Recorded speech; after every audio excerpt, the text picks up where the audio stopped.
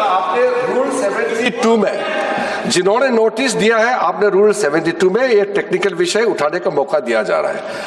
मेरा एक बहुत विनम्रता से एक रिक्वेस्ट है, अभी जैसे हमारा समाजवादी ने कहा कि मुस्लिम महिलाओं का आरक्षण होना चाहिए, ये असंवैधानिक बात इस तरह का रूल 72 में ना बोले।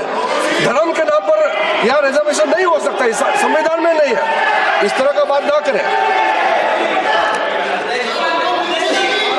आपने नहीं बुलाया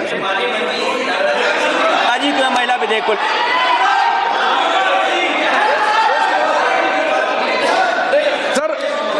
सर पूरा देश का महिलाओं के लिए बात करना चाहिए। आप मुस्लिम महिलाओं का क्यों बात करते हैं?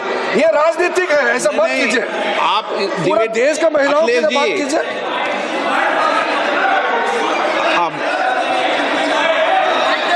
अखिलेश जी बोल दे, जल्दीबाजी क्यों है आपको जल्दीबाजी क्यों है? महिला विधेयक के पक्ष में हम, आप जनगणना क्यों नहीं कराना चाहते?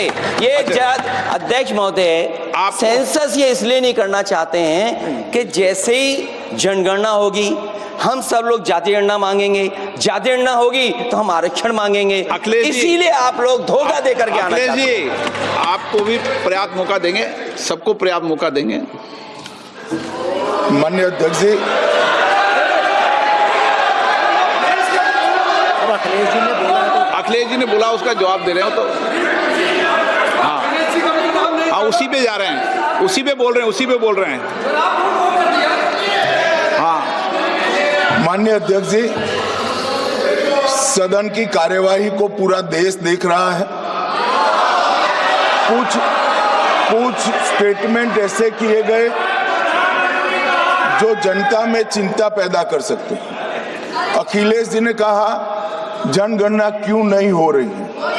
मैं पूरे सदन के माध्यम से देश की जनता को बताना चाहता हूं, जनगणना का काम शुरू हो चुका है, जारी। 2, उन्होंने कहा कि हम जाति जनगणना का मांग करेंगे।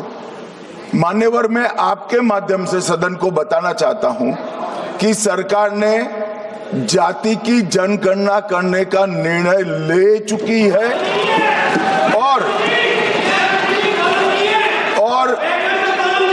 आप बैठिए बता दो। अरे बैठिए भाई, बैठिए। और जाति के साथ ही ये जनगणना हो रही है। माननीय सदस्य धर्मेंद्र यादव जी कह रहे हैं कि कॉलम नहीं है। उनको मालूम पड़ना चाहिए कि अभी घरों की गिनती हो रही है और घरों की कोई जाति नहीं होती है।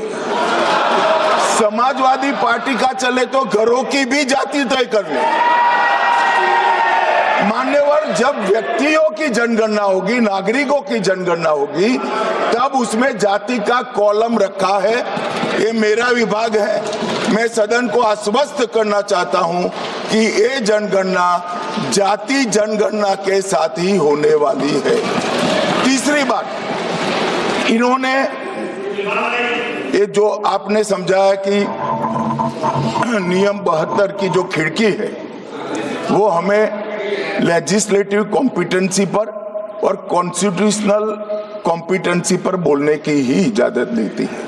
वो खिड़की का उपयोग कर धर्मेंद्र यादव जी ने एकदम गैर संवैधानिक बात करी, मुस्लिम महिलाओं को आरक्षण की। मान्यवर, हमारा संविधान किसी भी प्रकार के धर्म के आधार पर आरक्षण की कतई मंजूरी नहीं दे रहा। और मैं फिर से संकल्प सरकार का बताता हूं कि धर्म के आधार पर मुस्लिमों को किसी भी प्रकार का आरक्षण गैर संवैधानिक है, इसका सवाल ही पैदा नहीं होता है।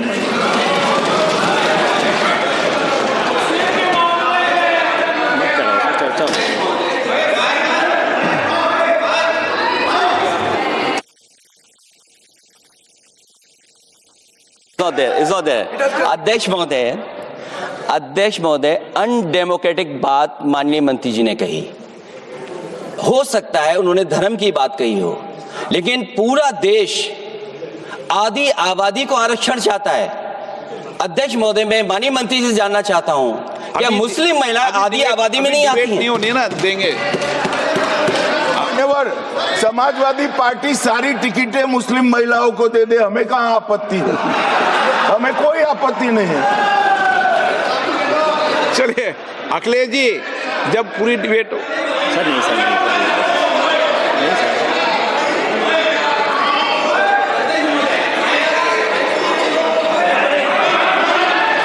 अच्छा, अध्यक्ष महोदय बहुत विनम्र उससे होकर के किसी को हर्ट न करे वो बात भी मैं कहना चाहता हूं। अध्यक्ष महोदय, जब माननीय प्रधानमंत्री जी को पिछड़ों से वोट चाहिए था, ये तो कोई माननीय तरक्की नहीं है। प्रधानमंत्री जी अपने आप को कहा कि मैं पिछड़ी ओके, जाति नहीं, से ये आता नहीं। हूं। चलो ये नहीं, चलिए आगे बढ़िए। अब आप डिबेट मत करो ऐसे, ठीक है ना। चलिए डॉक्टर कोकोली घोष,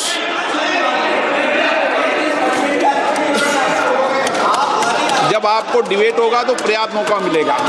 आप सारा विषय रखना, डिबेट के समय कोई दिक्कत नहीं है। Honorable sir. You like this video? Then like, share and subscribe to Mirror Now.